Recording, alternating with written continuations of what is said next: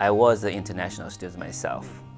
So I was always yearning to be integrated into local American families. I became a member of Moody, and they have these international student organizations, and then right away I was drawn more on the other side. I wanted to serve the international students because I know how lonely they are. They're far away from home, and they're really hungry for a sense of belonging. Most of the students will go their whole time here without stepping foot inside an American house. You know, it seems like it's the smallest thing you can do to invite someone in your house who's here to experience American culture and get an American education. They're walking around and there's so few people who look like them here. That isn't something we can necessarily remedy, and that's where it's amazing when you do bring the students together and having that opportunity for them to connect. I was paired with a student from South Korea. She was so sweet. I went to a couple of events with her, and then we had some students over during Thanksgiving break. And there was a student from China, and she actually wanted to teach us how to make dumplings. And then there was a student from Ghana who taught us how to make plantains. And so we did like international Thanksgiving, and so many students were like, oh, this feels like home to me. Like, I've missed this so much.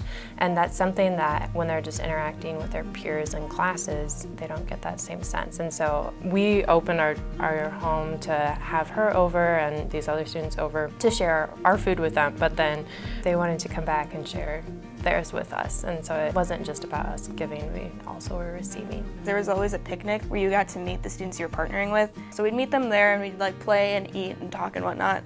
And then we'd have them over to our house for the first time, and we did something fun. So it was either board games, or if it was around the holidays, we always made like sugar cookies and just like activities that weren't so much like hosting as like, we're gonna do this fun thing, come and do it with us.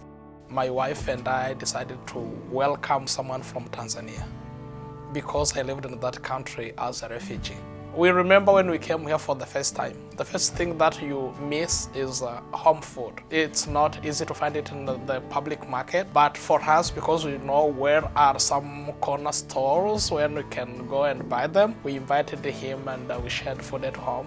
When they are here, yes, they are in the US, but they are like in a box. They are at school, they don't have connection with the world, they don't know what is going on. That time that we give to them, it's the moment that they see love, care, unity, and they have a chance to taste different food and meet other people.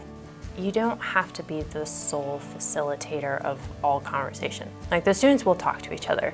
You think like, oh, it's someone from a different country, different culture, all these things, I don't want to offend people. Oftentimes the students who choose to sign up for these events are very curious individuals, and a lot of them are graduate students. They're either doctoral or master's students, and they are incredibly brilliant people. They're very interesting to talk to. They're really passionate about some field, whatever they're studying. That's what I like to do. I like to pick their brain about what they're learning about, and it's an easy conversation to have. In order to tap into their world, I want them to open up, So I have them talk about their families and talk about their country, their cultures, and I try to show interest in them because, it is true that they don't care what you know until they know you care. We really try not to be too religious. A lot of them also come from like families and countries whose religious backgrounds are really like hostile to Christians. So right away we want to first show them the love of Christ. They may ask themselves why this person is caring about me. If you do something for someone, he will be curious to see what is the belief. So serving a meal can be one of the way of evangelism, especially for those who don't believe. We don't just sit down with people and beat them over the head with the gospel by any means. I don't think that's the primary means through which God draws people to Him. It's through developing those relationships. It's just such a privilege to be able to watch this person go from this shy, like terrified student who doesn't know anyone to somebody who's able to like come over and be like, I talked to this person, or this happened to me at school today, or just like, this is my success from today. And it's just such a rewarding experience to like watch someone like blossom like that. For us, we were blessed because we serve someone who appreciates what we do, regardless of the religion. He's a Muslim, and we talked about that. We said, we invite you as friends and neighbors in our country. From that time until now, we keep on texting, calling, and he's very excited to see someone at least who can share the culture and who speaks the language that he speaks. They walk through their days and there isn't one thing that is just familiar and normal to them. It can be exhausting and isolating, and so if we can come alongside them and make ourselves familiar to them, we can say, we want to engage with you, we want to learn about you, we want to share our lives with you.